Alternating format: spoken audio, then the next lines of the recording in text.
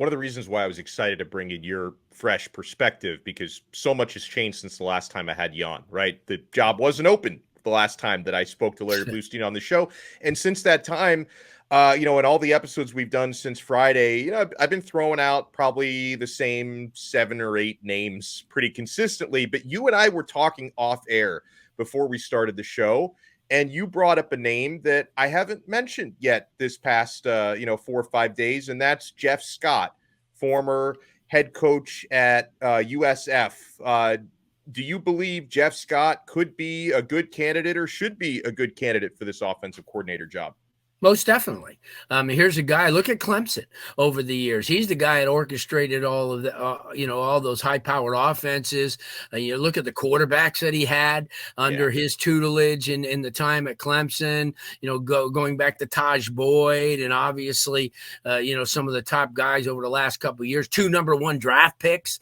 In that time, and plus his time as a young guy, learning and drinking in things. His dad was a coach at FSU, and he had an opportunity to be in a room, with the great Bobby Bowden, and he learned so much. I definitely think he would be a tremendous fit.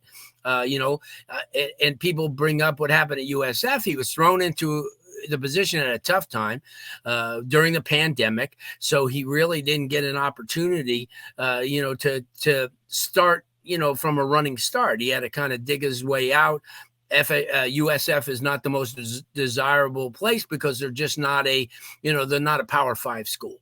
So then you can't go up against the Miamis and now the UCFs, which were their arch rivals, with a fair amount of credibility, without having to stretch things. So I think he really would be the one guy that I would go with because of the fact that I think he and Mario are on the same page as far as work ethic. And, I've got to know Jeff over the last couple of years while he was there, more so than I knew him before, because he used to recruit Florida, and I used to run into him when he was at Clemson. But to me, he seems like not to rule out anybody else. I know Scott Frost's name has been bantered, in that.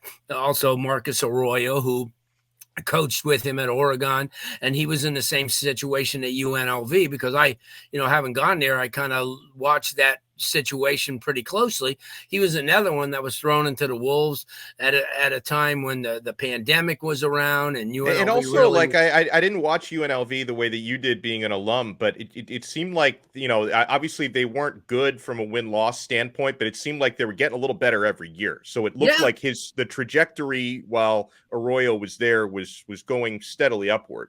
No doubt. I mean, and you could see this year, even when they played Notre Dame, I mean, they went out there, they punched back, they, scored on long runs. They did a lot of good things. And, his big thing is when he inherited what Coach Sanchez had done for 5 years there, it really, they had like 1 AA type of kids. They didn't have, because there's a feeling, especially out west, that you rely on the 2nd and 3rd level California kids, when we know the 2nd level Florida kids would die to go out and be in a situation like that. And they have.